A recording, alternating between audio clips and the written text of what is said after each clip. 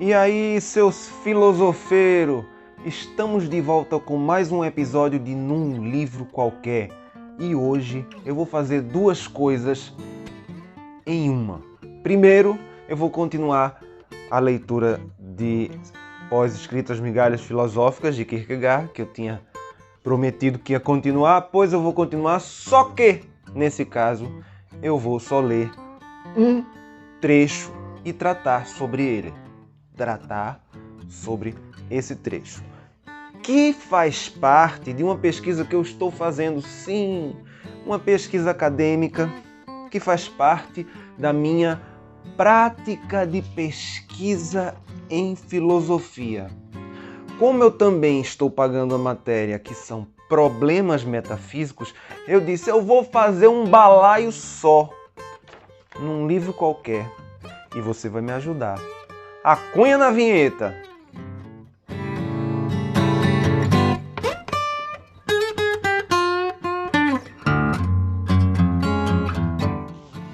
E para você que não conhece o canal Filosofia de Tudo, clica no pitoco abaixo, não apenas para se inscrever, claro que eu quero que você clique no pitoco de se inscrever, mas além do pitoco de se inscrever, tem um pitoco do lado onde você vai aparecer a descrição. E na descrição, em todos os meus vídeos, de um bom tempo para cá, eu coloco sempre uma tuia, um mói de livro. O povo pergunta, o que é uma tuia? Uma tuia é um mói.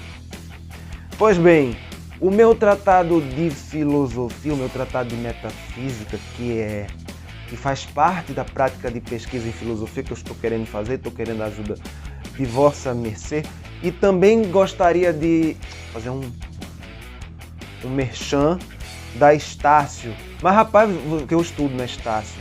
Você estuda na Estácio e está fazendo propaganda falando da Estácio de graça. E eu sou lá besta, rapaz, de fazer de graça. Lógico que eu não estou fazendo de graça.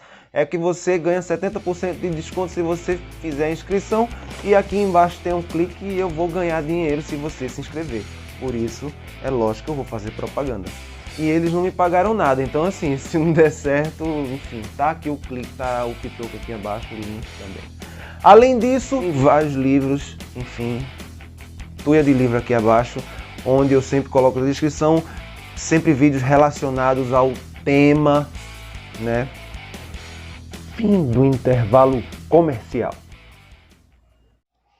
Vou usar também poucos recursos de efeitos especiais, porque eu estou cansado esses dias.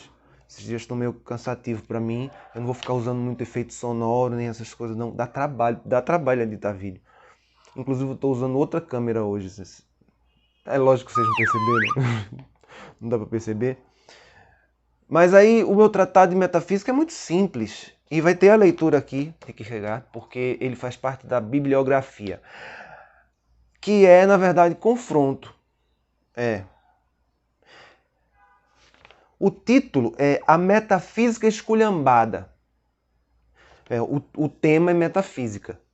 É um tratado de metafísica de uma folha só. Eu quero que entre para o Guinness Book como o menor tratado de metafísica da história. A não ser que de uma folha só e com poucas... E aqui, manuscrito. Manuscrito, feito a caneta. E em que consiste esse tratado? Bom, o título é A Metafísica Esculhambada. Por que esculhambada? Porque você usa logo um negócio assim tão informal para fazer um tratado de metafísica. Sim, é informal, mas é real. Esculhambada é um neologismo, uma coisa que já entrou no nosso cotidiano. A gente não pode parar de dizer esculhambada. Todo mundo não fala esculhambado? Pois é. Então a esculhambação faz parte do nosso cotidiano, da nossa língua comum, e tem que ser incorporada também ao meio acadêmico, ao meu ver. E a metafísica, por que a metafísica esculhambada? Você está falando mal daquilo que a gente não compreende, que vai além do espaço-tempo, além... Calma, não é isso. É o termo metafísica esculhambado. O termo. A expressão esculhambada. E ela tem uma razão de ser. Ela não veio do nada. A esculhambação do termo, porque assim, a metafísica ela virou uma espécie de, sabe, Walking Dead, virou uma espécie de zumbi, Walking Dead, assim, um morto-vivo. Porque, assim, o Walking Dead é um morto que ressuscita todo troncho e come sangue dos outros para poder sobreviver, né? E ele pratica a antropofagia, né? No caso, que não é antropofagia, é zumbifofagia. Não sei que lá. Mas os Walking Dead ficam lá, um devorando, e precisam sempre de uma cota de seres que tenham sangue quente. Então eles são uma espécie de parasita. E destroem, porque no fim das contas, o que acontece? Quando não tem mais vida, a vida se extingue. Então, metafísica esculhambada diz respeito à natureza esculhambada por nós como humanidade. Aí, lógico, né? Eu não escrevi isso no tratado porque o tratado é muito simples. Eu coloco aqui, meta, né, aquilo que vai além, ou aquilo que trata de, ou aquilo que está embutido em. Meta, a palavra meta, ela tem uma concepção um pouco polimórfica, sabe? Mas, em geral, em termos gerais, metaphysis, do grego, physis, assim se pronuncia. Eu vi um cara falando, tava vendo grego, coisa de grego. É physis, que é physis, que daí que vem a palavra física. Não existia, na época, um campo chamado física separado. Não existia. Só para lembrar. Enfim, e physis significa natureza. Physis, natureza. Metafísica seria algo que vai além da natureza. Em tese, em resumo geral. É isso que a gente vê os professores ensinando. Não sei o que é metafísica. Metafísica é o que vai além da natureza. Metafísica é o que? Vai além da natureza. Para! Peraí. Não é só isso. Além da natureza, tá, e o que é natureza? Temos um problema. E o que queremos dizer quando estamos dizendo além? Outro problema. E outra pergunta que pode ser feita assim, além da natureza, não seria além dos fenômenos? Além dos fenômenos. Ou melhor, para aperfeiçoar mais o meu tratado de metafísica, além do que entendemos por natureza, e aí nós vemos como entendemos muito do que seja natureza, né? A humanidade assim. Vide o que ela tem feito com a natureza. Isso foi uma ironia. Eu espero que entendam que foi uma ironia. E aí, para fazer num livro qualquer, o episódio num livro qualquer, eu preciso da bibliografia. Hoje eu não vou fazer... Apesar do tratado só ter uma folha, o tratado vai ser o menor tratado do mundo. Vai ser o menor tratado do mundo. Eu vou apresentar isso no meio acadêmico mesmo. Eu vou fazer essa junção ainda de duas matérias em uma, que é os problemas metafísicos, que na verdade não são problemas, é uma esculhambação do termo metafísica, que depois aí começou, depois dos anos 60, surgiu uma coisa que assim, não é metafísica, né? As pessoas estudavam mais, era mais grife, uma coisa mais assim, grife, sabe? Fenomenologia. Porque é mais sofisticado, metafísica é coisa do passado. A moda agora é fuder geral com o termo metafísica, que na verdade não é metafísica como as pessoas pensam que é metafísica. É isso que eu quero dizer. Metafísica significa outra coisa totalmente diferente do que as pessoas pensam que é metafísica. E aí trocar de termo não adianta. É a mesma coisa que você tem uma lei e aí você troca a lei para justificar a anterior. Como, por exemplo, hoje a gente é escravo do mesmo sistema, só que na verdade a gente é escravo assalariado. A maioria de nós recebe um salário mínimo, né? A maioria de nós, eu não recebo um salário mínimo, então sou um privilegiado. Eu pertenço a uma categoria chamada de privilegiado. Por quê? Porque a maioria recebe salário mínimo ou menos, ou menos, ou menos. E dá para sobreviver muito mal, dá para se manter, para se alimentar. Então, assim, Mudou? Não mudou porra nenhuma. Nunca mudou porra nenhuma. Eu quero mostrar que a metafísica é só uma ideia que nunca mudou e só mudou de nome. Como várias outras coisas que mudaram de nome. E aí a metafísica é uma delas. Mudou de nome e aí recebeu uma atribuição e aí vamos à especulação, né? Especulação versus fé em Kierkegaard, que é o episódio de hoje. E eu vou falar também depois na Ordem do Tempo, de Carlo Rovelli, porque ele prova que o tempo não existe.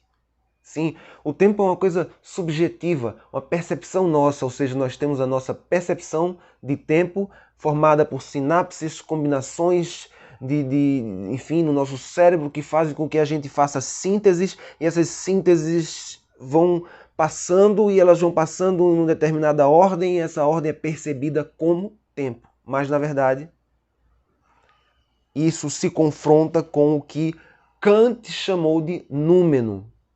Aquilo que não é visto, aquilo que não é observado.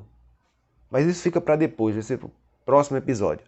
No episódio de hoje eu vou fazer somente a leitura de Kierkegaard. Eu vou dar uma acelerada porque é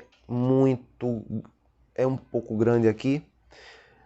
E eu vou tentar ser o mais breve possível para só passar a ideia, certo? Porque é o seguinte, Kierkegaard, ele é o pai do existencialismo porque ele criou a filosofia da existência. E a partir daí houve muitas interpretações, ou seja, existe pelo mundo metafísicas e metafísicas de tudo. E aí precisa chegar alguém para chegar e dizer assim, olha, velho, qualquer coisa virou metafísica, metafísicas brotam do nada, deuses brotam do nada e as pessoas começam a crer em tudo, em qualquer coisa, isso dá espaço à mente mágica e tudo mais. E aí, como vivemos no Ocidente, convém falar da visão cristã construída no decorrer do cristianismo histórico. E aí o confronto de Kierkegaard com a especulação. Por quê? Porque a especulação é uma coisa e a fé é outra coisa. Não dá para ser um especulante, ou seja, um teólogo, ou alguém que estuda os caminhos de Deus e tem um lugar privilegiado em Cristo, não dá. Kierkegaard vai dizer que não dá e vai explicar por quê. Porque ele estava vivendo numa época onde a igreja hegeliana dominava. A filosofia hegeliana, que explicava tudo, dominava. E aí, o que acontece? Por quê? Por quê que não dá para ser um especulante e ter fé? Aí ele explica, né? Ele desconstrói essa ideia do especulante, porque a especulação levaria sempre a um lugar que você chegaria, no fim das contas, a um Deus racional, a um Deus que a razão fosse capaz de explicar. E aí ele diz, é impossível isso. Se o especulante for, ao mesmo tempo, um crente, deve ter percebido há muito tempo que a especulação nunca pode ter para ele o mesmo significado que a fé. Ou seja, a fé tem que ter um significado e a especulação tem que ter um significado menor, de especulação, de mera especulação. Justamente como crente, né? Como crente, ele é infinitamente interessado na sua própria felicidade eterna. Aquela questão da felicidade eterna, eu não vou explicar esse termo não. Esse termo tem uma coisa muito apropriada em Kierkegaard, mas eu não vou explicar esse termo não, até porque não interessa. O cara tem um interesse infinitamente interessado em sua própria felicidade, né? E aí é aquela questão da regressão infinita a qual o sistema hegeliano leva. Ele leva a uma regressão, a um Deus negativo, um Deus que requer sempre uma regressão infinita. você não pode dizer o que ele é, então você diz o que ele não é, o que ele não é, o que ele não é. E essa regressão nunca termina. Termina na singularidade. Mas o que vem antes da singularidade? Enfim, continuando, para os que não sabem de física, singularidade é aquele ponto primordial que gerou inflação cósmica e a teoria do Big Bang, etc. Onde é que eu estava? Justamente como crente, ele e está seguro disso. E na fé, ele está seguro desse interesse infinito. Né? Ele está seguro. Ele não está? Ou não está? Ele tem fé ou ele não tem fé? Está seguro ou não está seguro? Porque se o cara tem fé, está seguro. Se não tem, não está seguro. Não dá para ele estar duvidoso. Tem fé? Não, não tem fé. Senão ele é agnóstico. Ou seja, a maioria das pessoas é agnóstica. É verdade. Ateu, não, a maioria não é. Mas a maioria é agnóstico. Inclusive crentes. Inclusive pessoas que convivem com você nas igrejas e dizem paz, irmão. A maioria é agnóstico. Mas voltando, e não constrói, no caso, esse cara, não constrói nenhuma felicidade eterna. Veja só, presta atenção. Um cara que tem fé, não constrói nenhuma felicidade eterna sobre sua especulação. Imagina só, vê. Você está especulando. Isso é uma especulação. Pode ser, é provável. Aí você constrói uma fé sólida numa coisa que é provável. É uma contradição, né? É uma especulação. Então, como especulação, você não pode ter uma fé. Você pode, no máximo, dizer eu estou ainda estudando, eu ainda estou analisando, enfim, e vai enrolando. Segue o enrolation. E segue o enrolation, toca o bonde, e felicidade de... Ao contrário, ele maneja a especulação com desconfiança. É lógico, é uma especulação, meu filho. Aí a especulação vai enganando você. A especulação, você começa a especular aqui. Não, a verdade é essa. Aí você vai e bota uma especulação, outra especulação, outra especulação. Daqui a pouco vai juntando as especulações e no fim das contas você não tem uma solidez. E aí você vai se afastando do objeto que é a fé, que não é uma especulação. É impressionante como Kierkegaard foi objetivo aqui. Compreendido de modo simples e dialético, este é o modo como o problema se apresenta. Por isso, se disser que constrói sua felicidade eterna sobre a especulação, ele se contradirá comicamente, porque a especulação, em sua objetividade, é, de fato, inteiramente indiferente à felicidade eterna. É indiferente. A especulação, ela não está nem aí, ela está cagando e andando para a felicidade eterna. Ela é uma especulação. Seja dele a minha ou a sua.